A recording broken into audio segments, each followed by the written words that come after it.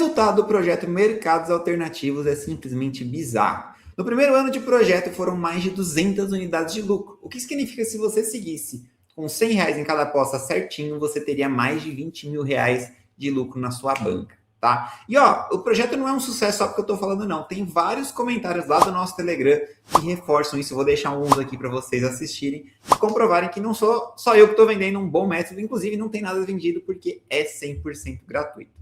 Nesse vídeo eu vou explicar o detalhe por trás desse projeto, de onde veio, por que ele é tão interessante e também destrinchar os resultados da nossa planilha para que você entenda de onde vem o resultado, né? Como ele é composto, de onde é que a gente explora, onde está o famoso valor. E ó, eu ainda vou te dar 3 macetes, 3 dicas matadoras para você explorar esses mercados que eu vou utilizar nesse projeto para que você também possa fazer suas apostas pessoais. E claro, fica o convite para entrar no nosso Telegram, porque ele é 100% gratuito e todas as minhas apostas nesses mercados que eu vou te apresentar hoje são compartilhadas lá com antecedência, dá para seguir direitinho e não tem maior dificuldade, beleza? Então, link na descrição, entra lá que a gente está te esperando. Bom, vamos começar do básico, né? O que é esse tal projeto Mercados Alternativos? Esse projeto foi um projeto que começou em fevereiro de 2025 no nosso Telegram, onde eu trabalho basicamente os mercados de estatísticas, que são finalizações, chutes ao gol e faltas. Em alguns momentos eu também posso mandar alguma coisinha de escanteios e cartões, mas o foco do projeto são esses 3 mercados, porque eles são mais novos e eles embutem uma característica que eu levantei como hipótese naquele momento, que seria o quê? O mercado sabe que o apostador recreativo, aquele apostador que perde dinheiro, aquele apostador que não sai do 0 a 0, que fica depositando o tempo todo, ele gosta do quê? Ele gosta de over,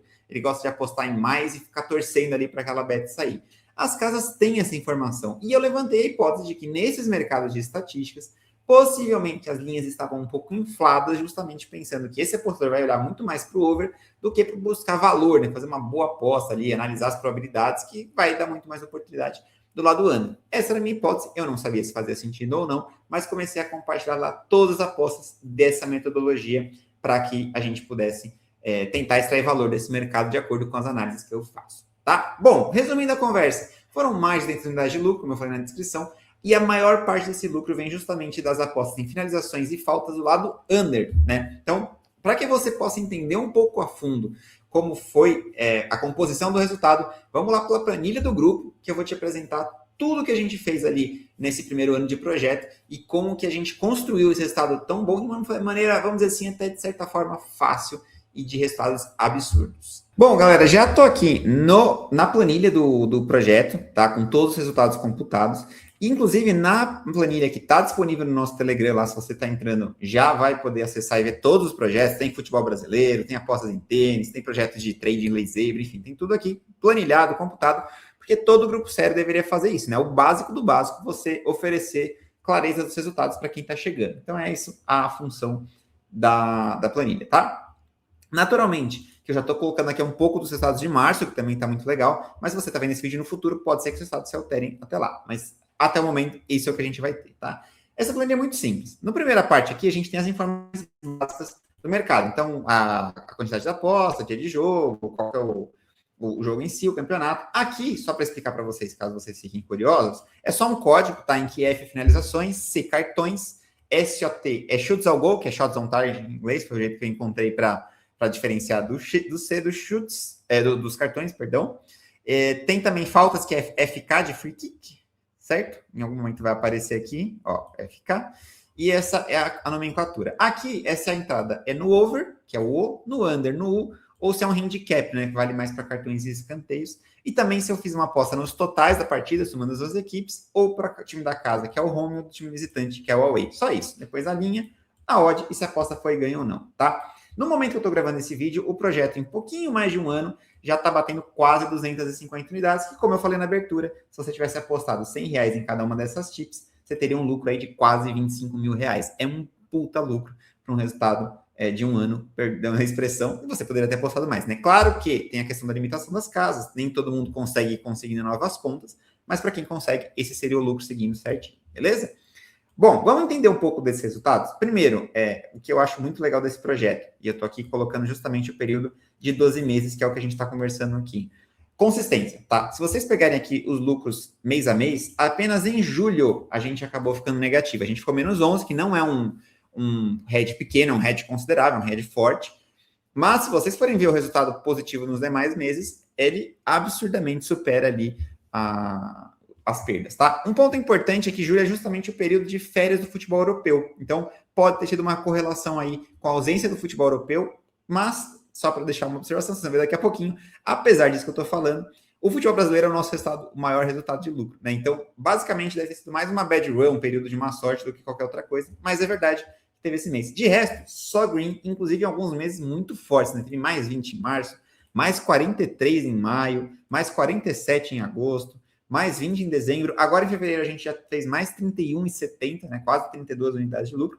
E em março, que eu estou ainda gravando esse vídeo, em apenas 10 dias, 10 não, 13 dias, a gente fez quase 30 unidades também. Então, assim, resultado absurdo, consistência absurda. Isso se comprova aqui num volume alto, que já dá para excluir qualquer fator de sorte ou azar, com muitas unidades de lucro e um ROI de quase 10%, que é um ROI excelente aí, pensando num volume desse tamanho de aposta. Tá? Então, realmente é um mercado com ineficiência que a gente consegue explorar muito bem.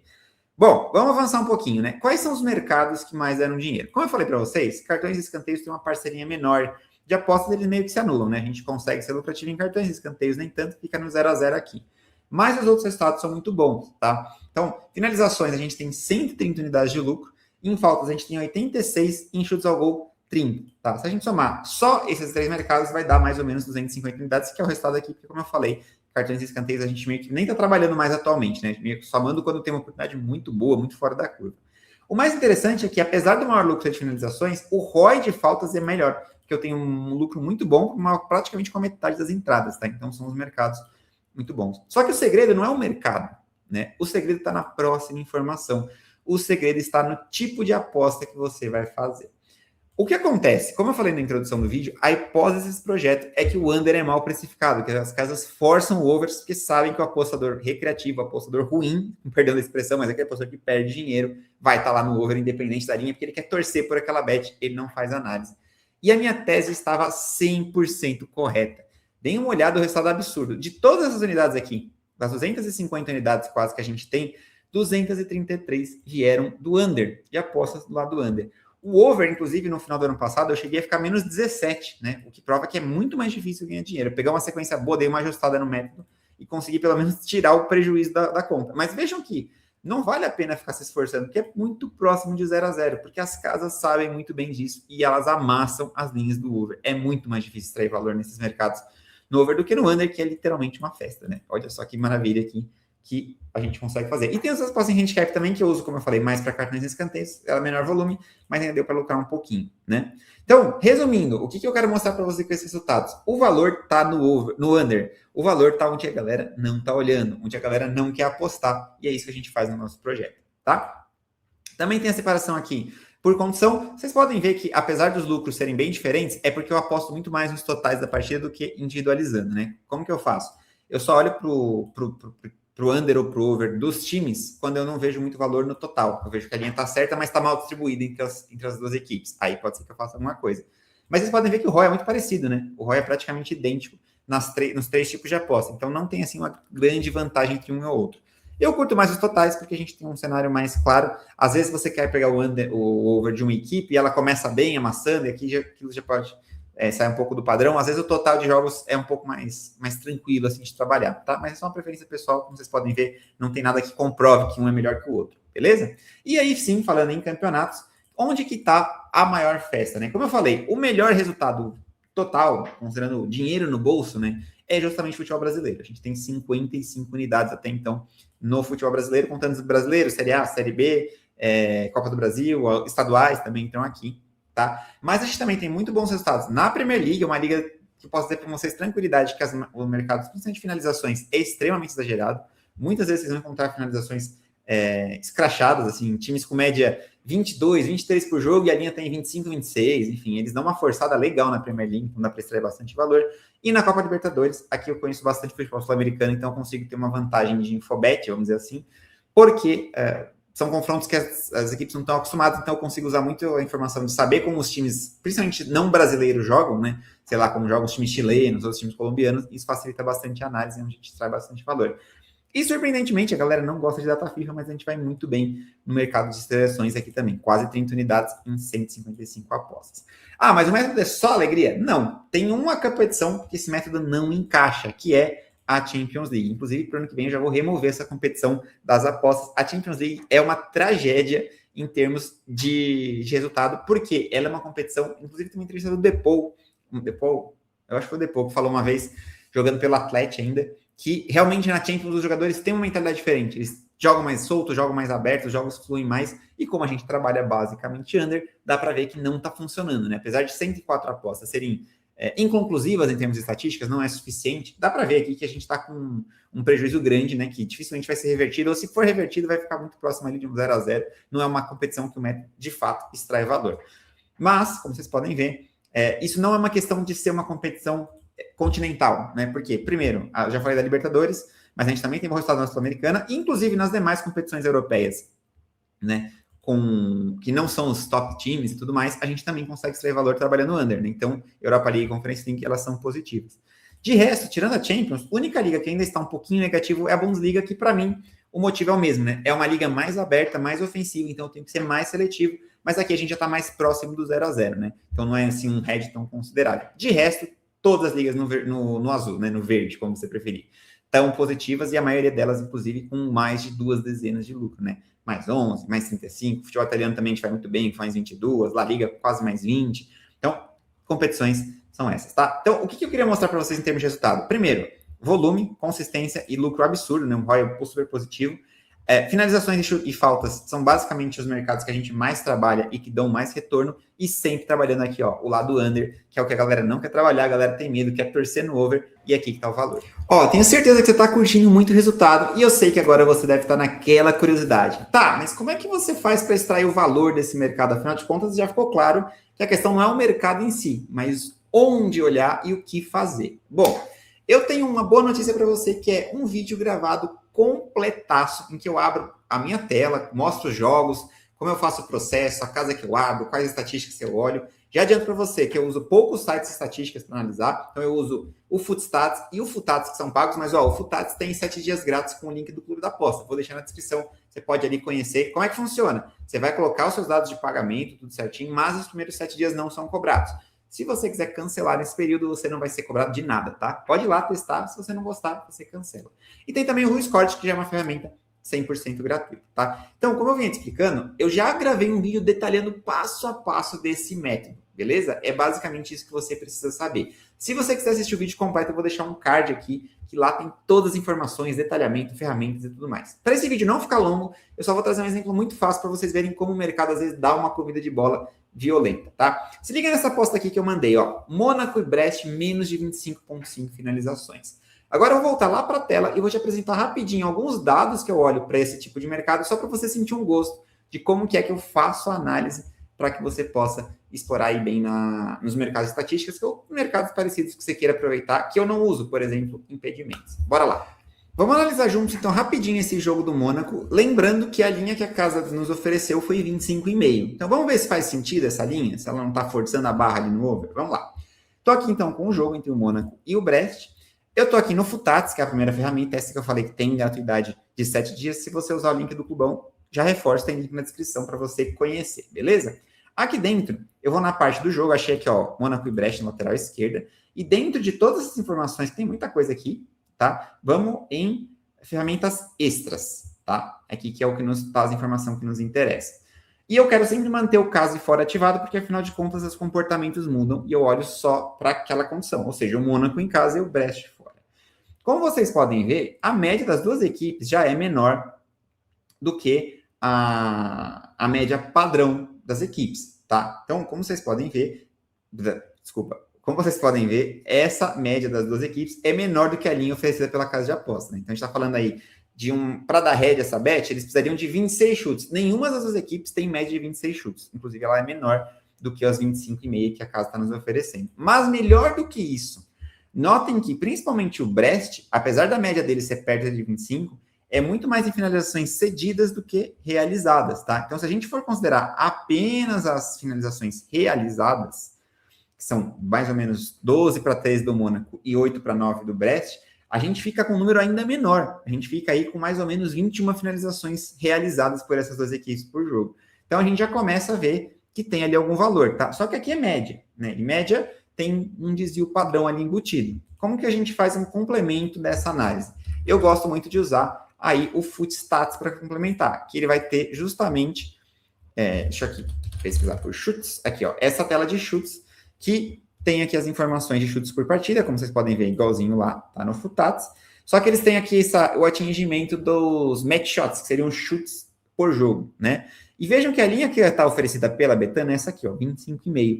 E os dois times têm uma média de 33%. Ou seja, apenas 1 a cada 3 jogos dessas equipes superam essa linha de finalizações. São duas equipes que têm muito mais jogos, 70% dos seus jogos under 25,5 do que over 25,5. Então, é basicamente esse o exercício que eu faço, né? A gente usa essas informações para poder extrair valor. Nesse caso, já fica para mim muito claro que, não tendo aí um contexto diferente, por exemplo, o que é um contexto diferente? Podia ser um mata-mata, um jogo de ida que o Brest ganhou. Aí pode ser que tenha alguma pegadinha. Mas um jogo de liga, que a gente não tem a média maior do que a linha oferecida, e o percentual de atingimento também é bem abaixo dos 50%, e a linha paga 1,95%, basicamente 50% de chance, pô, beleza, tem valor. É só esse exercício que você tem que fazer, não muito além disso. É até relativamente simples de você conseguir encontrar boas apostas. Para fechar o nosso vídeo, eu vou cumprir a minha promessa que eu vou te dar 3 dicas, 3 macetes para você que quer aproveitar esses mercados de estatísticas, mas não quer ficar dependente, por exemplo, de seguir as minhas tips ou coisa do tipo. Vamos lá. Primeira dica você já viu agora nessa explicação de Mônaco e Best. As finalizações realizadas são mais importantes do que a média do jogo, tá? No começo do projeto, quando eu ainda não conhecia o Footstats, eu só usava o Footstats. E como vocês viram ali na tela, ele não tem as informações de finalizações sofridas, só das finalizações realizadas. O que significa isso na prática? Eu trabalhei boa parte do projeto só olhando que o Mônaco tinha 13 por jogo, o Brest tinha 9 por jogo e que a média dessas equipes em finalizações realizadas era 21. Eu não tinha informação total das finalizações em média das equipes, além, é claro, do percentual de atingimento que tem na segunda tela que eu mostrei para vocês. Então, o que vocês podem pegar muito? Às vezes, a casa vai oferecer uma linha como essa, 25,5, e quando você for ver a média das equipes, ela também é 25,5. Então, você fala assim, faz sentido. Só que quando você olha, as duas equipes têm mais chutes sofridos do que realizados. Ou seja, se estão duas equipes que chutam pouco em campo, mesmo que elas tenham defesas que permitam muitos chutes, a tendência é que essas médias caiam, porque a gente precisa de times que chutam para que essas linhas de over sejam atingidas. Então, o primeiro macete é esse. Olhe as médias, mas principalmente as médias realizadas, as finalizações a favor das equipes. Se a soma dessas finalizações somadas a favor der muito abaixo, 2, 3 finalizações abaixo da linha principal, mesmo que a média dessas equipes seja essa mesmo, vale a pena fazer a aposta. A segunda dica é para o mercado de faltas, eu acabei não abordando aqui, mas o macete é olhar o árbitro, tá? A maior parte das casas de apostas precifica os mercados de faltas olhando média das equipes. Então, se as equipes fazem em média 12 faltas a favor e sofrem 10, média de 22, ela vai lá e mete uma linha de 22,5.